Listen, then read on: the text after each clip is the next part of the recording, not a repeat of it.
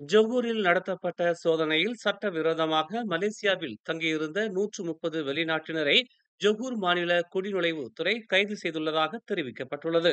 கடந்த பிப்ரவரி 14ஆம் தேதி இரவு நடத்தப்பட்ட சோதனையில் இந்த கைது நடவடிக்கை மேற்கொள்ளப்பட்டதாகவும், 2 உள்ளூர் ஆடவர்களும் விசாரணைக்காக தடுத்து வைக்கப்பட்டுள்ளதாகவும் தெரிவிக்கப்பட்டுள்ளது. கைது செய்யப்பட்டவர்கள் 18 முதல் 54 வயதினர் என்றும், அவர்கள் முறையான ஆவணங்கள் இன்றி மலேசியாவில் வேலை செய்து வந்ததாகவும் முதற்கட்ட விசாரணையில் தெரிய வந்துள்ளது. கைது செய்யப்பட்டவர்கள் சீனா, Thailand, Indonesia, Vietnam, India, Bangladesh, Myanmar ஆகிய நாடுகளைச் சேர்ந்தவர்கள் என்று தெரிய வந்துள்ளது.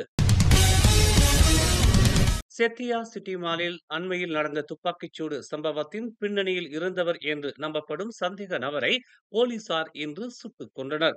30 வயதுக்கு இடைப்பட்ட அச்சந்தேக நபர் கில்லான் புலாவ் கத்தாமில் உள்ள ஒரு ஹோட்டலில் அதிகாலை 3 மணி அளவில் நடந்த தாக்குதலில் சுட்டுக் கொல்லப்பட்டதாக ஸ்லாங்கூர் காவல்துறை தலைவர் உசைன் ஒமார் கான் தெரிவித்தார். சம்பந்தப்பட்ட நபரிடமிருந்த தோட்டாக்கள் நிரப்பப்பட்ட 2 துப்பாக்கிகளையும் போலீசார் கைப்பற்றியதாக ஹுசைன் ஒமார் கான் ஒரு அறிக்கையில் தெரிவித்தார். ஆயுதம் ஏந்திய 7 கொள்ளைகள் உட்பட 9 குற்றங்கள் பதிவை அந்நபர் வைத்திருந்ததாகவும் அவர் கூறினார். சந்தேக நபர் சமீபத்தில் செத்தியா சிட்டி மாலில் நடந்த துப்பாக்கிச் சூட்டில் ஈடுபட்டதாக நம்பப்படுகிறது என்று அவர் கூறினார். முன்னாள் பிரதமர் முகைதீன் யாசின் மீதான ஜனா விபாவா வழக்கை விசாரிக்க செப்டம்பர் 17ஆம் தேதி தொடங்கி 11 நாள் விசாரணையை தொடரலாம் என்று செஷன்ஸ் நீதிமன்றம் நிர்ணயித்துள்ளது. செப்டம்பர் 17ஆம் தேதி முதல் 19ஆம் தேதி வரையிலும், அக்டோபர் 6ஆம் தேதி முதல் 8ஆம் தேதி வரையிலும், நவம்பர் 26ஆம் தேதி முதல் 27ஆம் தேதி வரையிலும், 2026ஆம் ஆண்டு ஜனவரி 13ஆம் தேதி முதல் 15ஆம் தேதி வரையிலும் விசாரணை நடைபெறும் என்று நீதிபதி அசூரா அல்வி தெரிவித்துள்ளார். வழக்கு விசாரணையின் போது 30 சாட்சிகளை அழைக்க அரசு தரப்பு திட்டமிட்டுள்ளது என்று துணை அரசு வழக்கறிஞர் வான் சகாருடீன் வான் லாடின் தெரிவித்தார்.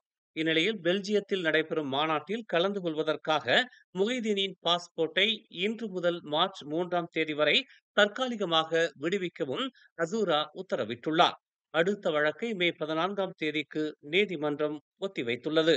77 வயதான முகைதீன் தனது கட்சியான பெர்சாத்துவுக்காக 232.5 மில்லியன் பெற முயன்றதன் மூலம் ஜனா விபாவா திட்டத்துடன் தொடர்புடைய 2021 பிப்ரவரி 8 முதல் ஆகஸ்ட் 20 வரை பிரதமராக இருந்த அதிகாரத்தை துஷ்பிரயோகம் செய்ததாக குற்றம் சாட்டப்பட்டுள்ளார் என்பது குறிப்பிடத்தக்கது. கிளந்தானில் உள்ள குவாமுசாங் வன வளாகத்தில் முன்மொழியப்பட்ட தங்க சுரங்க திட்டம் அழிந்து வரும் மலாயான் புலிகளின் வாழ்விடத்தை அச்சுறுத்தும் என்று புக்கிட் பெண்டேரா நாடாளுமன்ற உறுப்பினர் ஷியார்லினா அப்துல் ரஷீத் இன்று தெரிவித்தார். 145 கால்பந்து மைதானங்களுக்கு சமமான பரப்பளவை கொண்ட இந்த திட்டம் இன்னும் காடுகளில் உள்ள மலாயான் புலிகளை அழிவுக்கு தள்ளக்கூடும் என்று அவர் ஒரு அறிக்கையில் தெரிவித்தார். குறுகிய கால பொருளாதார ஆதாயங்களுக்காக நமது இயற்கை பாரம்பரியத்தையும் மலாயான் புலியால் உருவகப்படுத்தப்பட்ட அடையாளத்தையும் தியாகம் செய்வதற்கு நாம் தயாரா என்று அவர் கேள்வி எழுப்பினார். 2020 மற்றும் 2024ஆம் ஆண்டுகளுக்கு இடையில் குழந்தை பராமரிப்பு மையங்களில் 34 குழந்தைகள் துஷ்பிரயோக வழக்குகள் பதிவாகி உள்ளதாகவும், கடந்த ஆண்டு மட்டும் 4 இறப்பு வழக்குகள் பதிவாகி உள்ளன என்றும் மக்களவையில் தெரிவிக்கப்பட்டது. நாடு முழுவதும் உள்ள குழந்தை பராமரிப்பு மையங்களில் குழந்தைகளின் பாதுகாப்பு மற்றும் நலனுக்கான அவசர தேவையை இந்த ஆபத்தான புள்ளி விவரங்கள் தூண்டி உள்ளதாக மகளிர் குடும்பம் மற்றும் சமூக நல மேம்பாட்டுத்துறை அமைச்சர் கதஸ்ரீ நான்சி சுக்ரி தெரிவித்துள்ளார். 2024 ஜனவரி 1 முதல் பதிவு செய்யப்பட்ட குழந்தை பராமரிப்பு மையங்களில் குழந்தைகளுக்கான புதிய பாதுகாப்பு வழிகாட்டுதல்கள் உட்பட கடுமையான நடவடிக்கைகளை அமைச்சு செயல்படுத்தி உள்ளது என்றும் அவர் சுட்டிக்காட்டினார். வடக்கு தெற்கு நெடுஞ்சாலையின் கூலாய் அருகில் மோட்டார் சைக்கிளை மோதி லாரி விபத்துக்குள்ளானதில் 30 வயது மோட்டார் சைக்கிளோட்டி சம்பவ இடத்திலேயே உயிரிழந்தார். இரவு 7 மணி அளவில் விபத்து குறித்து தகவல் கிடைத்ததாக கூலாய் மாவட்ட காவல்துறை தலைவர் உதவி ஆணையர் தான் செங்லி தெரிவித்தார். லாரியின் முன் சக்கரம் வெடித்ததில் கட்டுப்பாட்டை இழந்த லாரி அவசர பாதைக்குள் நுழைந்ததாகவும், பின்னிருந்து வந்த மோட்டார் சைக்கிள் லாரியின் பின்னால் மோதியதாகவும் முதற்கட்ட விசாரணையில் தெரிய வந்துள்ளது.